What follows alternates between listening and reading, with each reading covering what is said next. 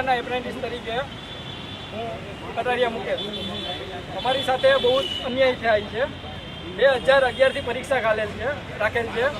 એ પરીક્ષા સામે અમને કોઈ વાંધો નથી, પણ જે તે વારંવાર પરીક્ષા લઈ ઊંચું મેરિટ બનાવી આઉટસોર્સિંગ પ્રાઇવેટ એસએસ ખાલી અમારું પૂરેપૂરી ભરતી થતી નથી। ખાલી જગ્યા હોવા છતાંય પીજીવીસીએલ ને જેટકોમાં ખાલી જગ્યા હોવા છતાંય અમારી ભરતી થતી નથી। 200-300 ઓર્ડર કાઢી પાછળનું મેરિટ બનાવી વેટિંગમાં નાખીને મેરિટ લિસ્ટ કેન્સલ કરી દેવામાં આવે છે।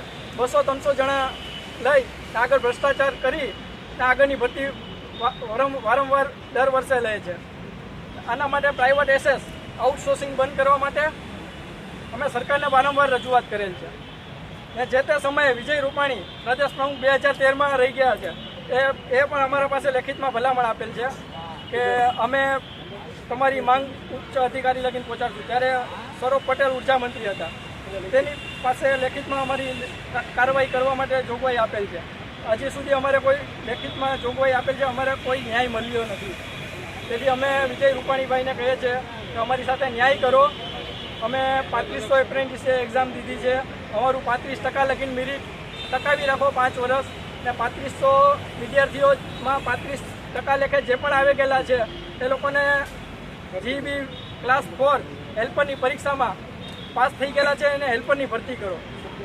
સુપ્રીમ કોર્ટના ચુકાદા મુજબ ક્લાસ 4ની પરીક્ષા ક્યાંય લેવાતી નથી। અમે લેખિત પરીક્ષા દઈ 35% લઈ ને આવવા હેલ્પરમાં આવવા તૈયાર છે, તો પણ અમને હેલ્પરમાં લેતા નથી। દર વર્ષે મેરિટ બનાવી મેરિટ કેન્સલ કરીને ભ્રષ્ટાચાર કરે છે। ઊંચું મેરિટ હોવા છતાંય વારંવાર એક્ઝામ દેવા જ પડે છે।